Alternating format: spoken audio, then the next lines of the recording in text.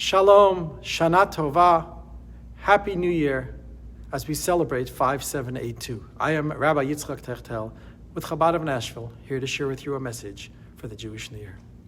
Last week, I was on a Southwest flight landing in Nashville as Hurricane Ida was passing through. The plane was facing severe turbulence. Many on the plane were grasping the handles of our seats, holding on for our dear life.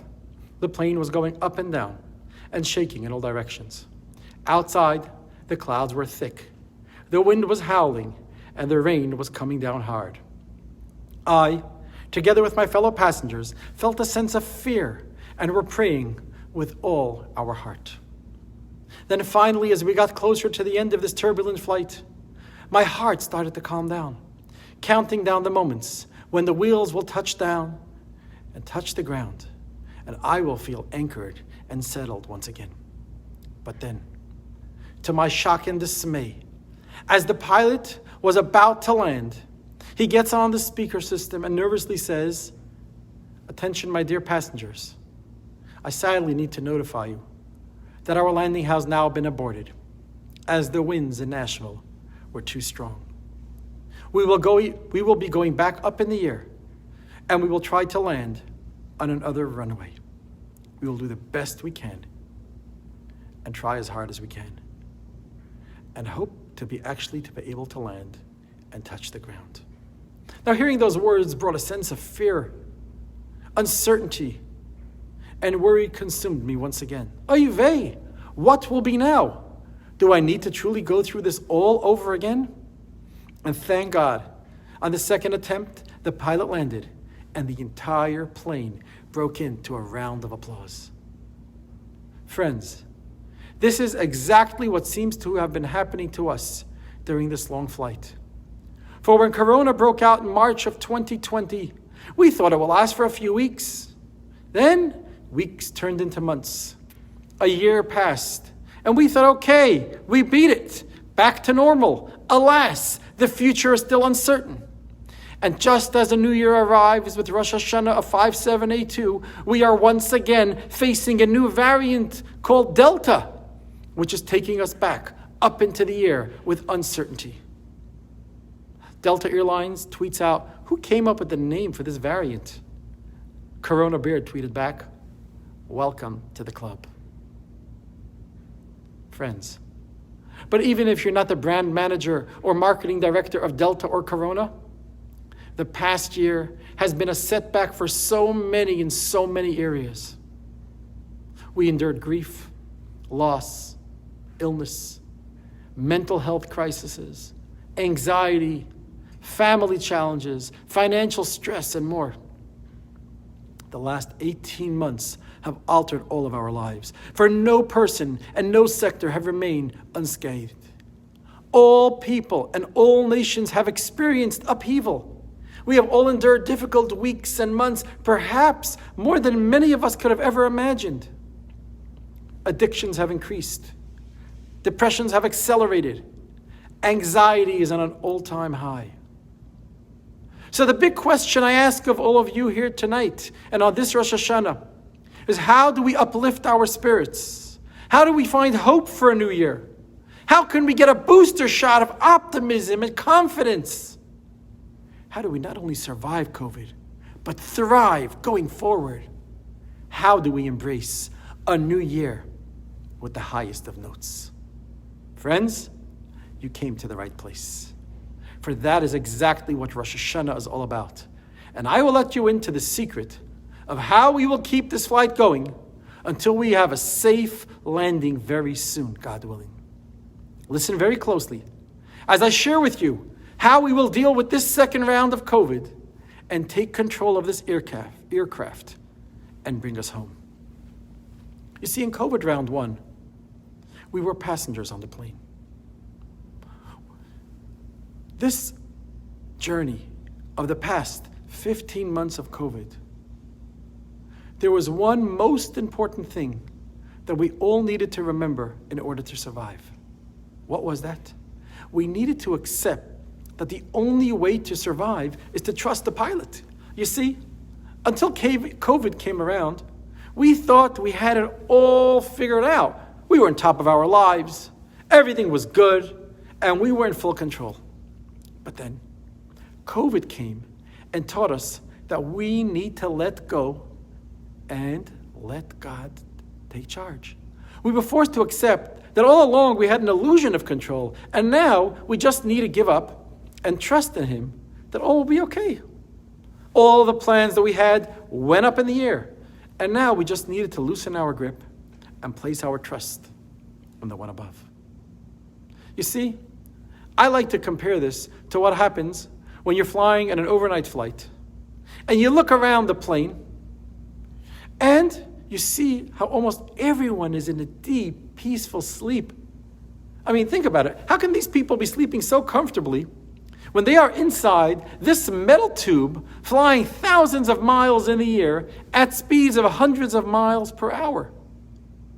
And there's only one answer. They trust the pilot. And when you trust the pilot, you can truly sleep soundly.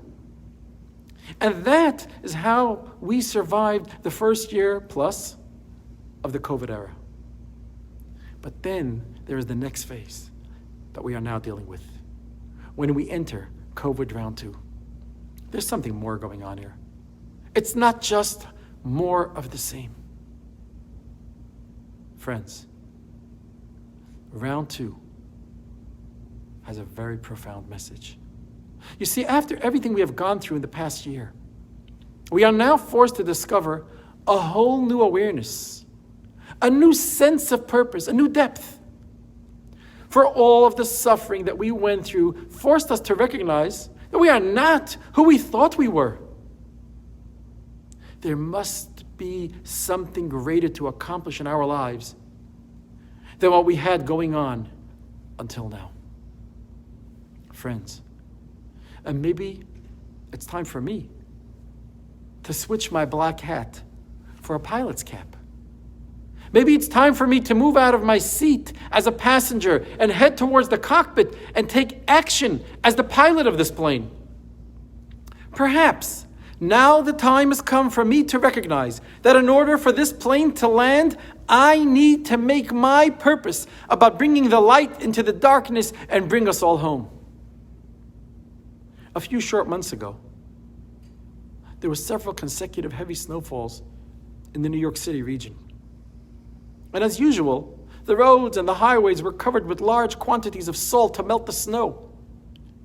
But as salt tends to do, the road corroded and a ditch opened in one of the highways.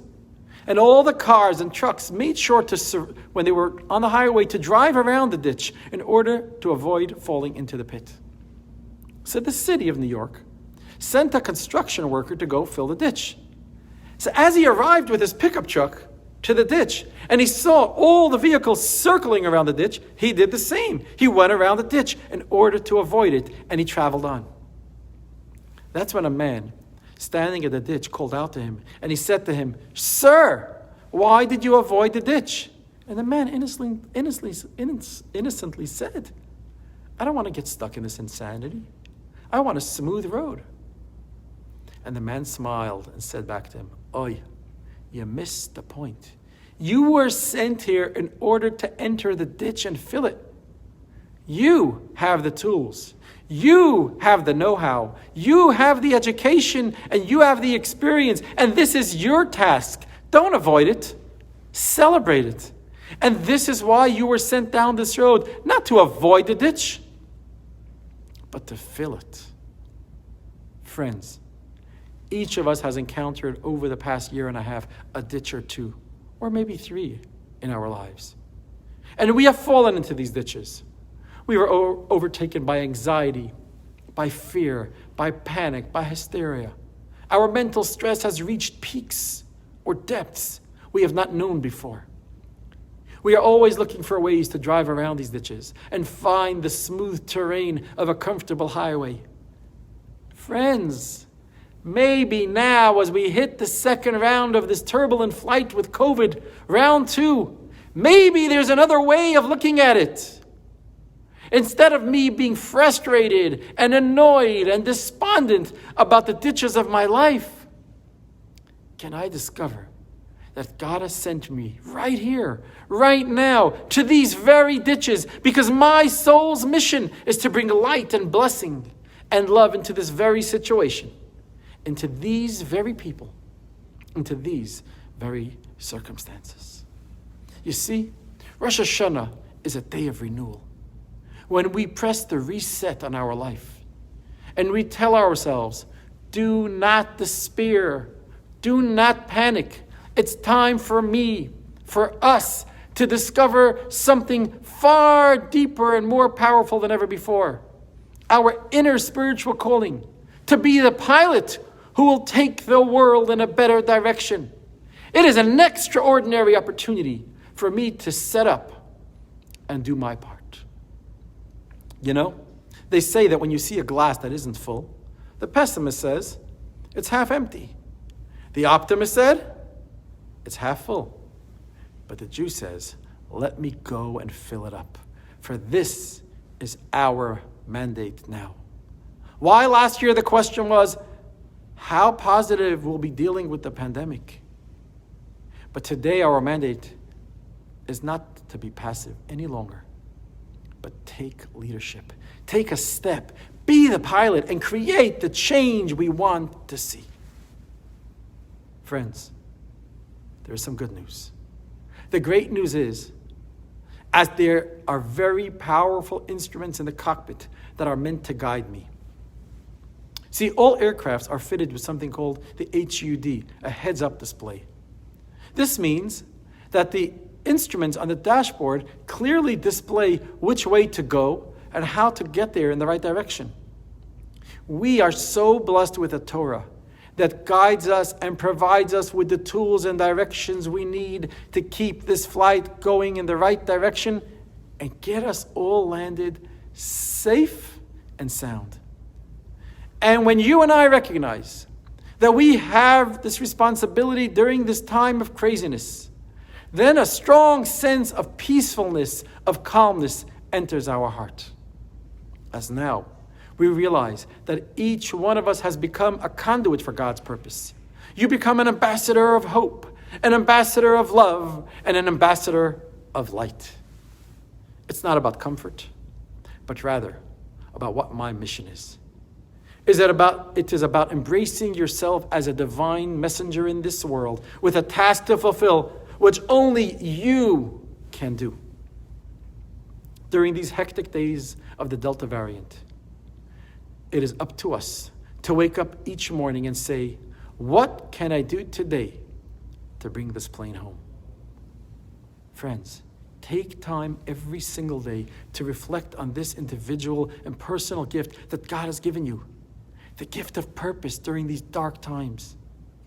Take time each day to reflect upon the idea that you have a special gift to give this world during these crazy times that will help bring us home. When you wake up in the morning with a sense of purpose, then your entire day is drastically different because now you have a fire within you. You have a drive to jump out of bed and find your purpose out there. So as we celebrate Rosh Hashanah, I would like to ask each of you to recognize that now you are the pilots of this plane. The ball is in your court, and you need to take the lead to get us out of this darkness. And the world needs you now more than ever before. Ask yourself this question. What can I do to bring more light, more positivity to the world around me? Now, you don't have to be super involved or super Jewish to be able to share this light with another friend. See, the Rebbe once told a young man who visited him, if all you know is just the very first letter of the Hebrew alphabet, the letter called Aleph, and then you meet your fellow Jew who doesn't even know the Aleph, then it is your duty and mandate to share the Aleph. You see, everyone, all of our friends of Chabad of Nashville and all who are watching this know something. And whatever you have within you, share it with another. Whether you're going to a Shabbat dinner at Chabad, invite someone. Don't come alone. If you're participating in a Jewish event at Chabad, schlep along a friend if it's in person or on Zoom. You may be socializing with friends Use that time to schmooze with them, to draw them closer to our community, our extended Chabad family, your home away from home. Remember these words. Make it your status. Shir Aleph, which means pass on that which you do know to teach someone else. You see, this is the time we live in today. And as we try to get out of this difficult round 2 of COVID, we need you to make a difference in the pilot seat. Friends, on this Rosh Hashanah, think of one other person, a fellow Jew or a fellow friend, that you can reach out to with some love and support. Give them a hug, an invitation, a gesture, a kind word. Think of how you can bring them just a bit closer to our heritage and our traditions. If you wish, you can host a Shabbos dinner at your place next week and invite someone else who's uninvolved. Or you can go to a Shabbat dinner somewhere else, at a friend or at Chabad, and take along a friend. You may share a Torah thought or an insight that you learned online at work. You can bring a friend to a class on Judaism. If you wish, you can place a mezuzah on your home and invite your Jewish friends to say Amen. Just call Chabad, we'll give you a mezuzah. Or you can place a tzedakah box in your home, which we are giving out on this New Year as a gift to all who call upon us, so you can place a coin in the charity box every day. May it be Sukkot or a Hanukkah party in your house, whatever it may be. You can invite some friends for some kosher pizza and throw a party. The idea is bring them together. Be the pilot, inspire, invigorate. And you can even start right now, this New Year, this Shana Tova, by wishing your friends all those you meet over the next few days between now and Yom Kippur, and wish them a Shana Tova and invite them to come and join us. Friends, as I'm sharing these words with you, I can well imagine some of you might be thinking, come on, Rabbi, I'm not a pilot. I have no idea how to fly this plane. Do you even know what's going on in my life, Rabbi? Are you aware of the darkness I'm facing each day? Fighting those devils and demons that are raging inside my heart. Rabbi, do you know about my anxiety issues? My depression? My overwhelming pressure to survive? How can I serve as a leader and inspire someone else? So I would like to take this moment to share a personal story told to me by a friend who I met this year that lives here in Middle Tennessee. And for this story, we're going to give him a name to keep him anonymous. We'll call him Bill. Bill had a lot of stress going on in his life. His father, of blessed memory, and his ex-wife, working all together. And there was a lot of stress. And life wasn't easy. See, he decided, Bill, to take a cruise to clear up his head and be in a better place, be away from everybody. On the last day of the cruise at 3 a.m., as the cruise was heading back into Miami, this man, Bill, got up, put on his kippah, went to the top floor of the cruise, the 8th floor, and he jumped into the ocean. He said, forget it, I can't deal with it. And while he was doing it, he started reciting the Shema because he realized what he had done is going to kill him. And he realized he regretted it at that moment. He didn't want it to happen. And he thought the fall will kill him. But miraculously, it didn't. Luckily, there was a ship, a man on the ship that saw him jump, and he notified the captain. As he hit the water, he knew he survived. He damaged his back. He began to tread water and swim and use all of his strength to float. Now, he knew he was in the shipping lanes going into the port because he saw boats going back and forth, big boats, and he tried swimming in the current to get closer to those ships.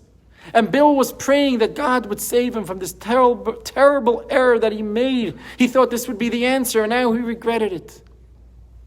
He treaded for 5 hours. And finally, he got close enough to a ship, and he started yelling for help. And before he knew it, there was a Coast Guard rescue SEAL in the water, which saved him and brought him on the ship. He didn't realize he was actually on the ship that he actually just jumped from. Because it was over 5 hours that he was in the water. And this ship was circling around because someone saw him jump. And they decided to make one last attempt before heading into the port.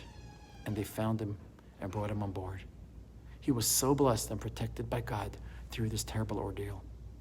Bill tells me, once I was in the hospital, and my wife came to see me. Things seemed a bit brighter. A young rabbi from Chabad came to visit me. He spoke to me. He comforted me and my wife. He was such a blessing to us. That experience in the water, the fall from the 8th floor of the cruise and breaking his back, the praying for survival, the 5 hours in the water is something he will never forget. It's not for, if not for God, if not for the man that saw him jump, and for the ship willing to search for him for 5 hours, he wouldn't be here today. And Bill tells me how thankful he is and how very blessed. I do have to admit, he said, that it took me about a month before I felt I had a right to even pray after what I did. I asked him if I could share this story. And he said, share this experience with others to help others through difficult times to realize there's a better way. Because Bill's life has been changed for the very best. And I meet with him periodically and we study together. Friends, if Bill can overcome the darkest moments of his life, each one of us can too. Do the same. There's really no excuses, no escape. There's no way out. The world needs you on this Rosh Hashanah. And I, as Rabbi Tiechtel of Chabad of Nashville, challenge you tonight to be the one who gets into that pilot seat and makes the good stuff happen. You see, once there was a millionaire who collected live alligators. He kept them in a pool in his backyard. This millionaire also had a beautiful daughter who was single. One day, he decided to throw a large party. And during the party, he announces, my dear guest, I have a proposition to every man here. I will give $1 million or my daughter to the man who can swim across this pool of alligators and emerge unharmed. And as soon as he finished his last word, there was a sound of a large splash in the pool. The guy in the pool was swimming with all his might. And the crowd began to cheer him on. And finally, he made it to the other side of the pool unharmed. Wow. The millionaire was impressed. He said, that was incredible. Fantastic. I didn't think this can be done. Well, I must keep my end of the bargain. Do you want my daughter or the $1 million? The guy catches his breath and then says, listen, I don't want your money. I don't want your daughter. I want the idiot that pushed me into the pool. You see, my dear friends, tonight, I want to push you into the pool. I want to push you into the cockpit. And yes, I know it's scary, and there are alligators, but sometimes the reality pushes us into a situation. And then either we learn to swim or we disappear. And we don't always have the luxury to calmly meditate and decide what our calling is. And when the moment comes up, and we have to stand up and declare, I am here, ready to take a stand. So I want to share a gift with each one of our friends of Chabad of Nashville. Something special to place in your home or office. And this year, and that is a charity box. It is a box to start each day by placing a coin inside. When you give tzedakah every morning, it creates a vessel of great blessing to come your way. And when you show God you do for others, He does for you. So for all those that are watching, I invite you to kindly call our office to receive your free gift of your own tzedakah box to create a vessel for blessing. And I challenge each one of you here today to take one more step on the journey of life and fill your life with meaning and purpose. And do it because you are in the pilot seat and we are counting on you. Wishing you all a Shana Tova, a year in which we land the plane safely and experience only peace and tranquility in our lives, personally and globally. With blessings for a Shana Tova, a sweet new year. All the best.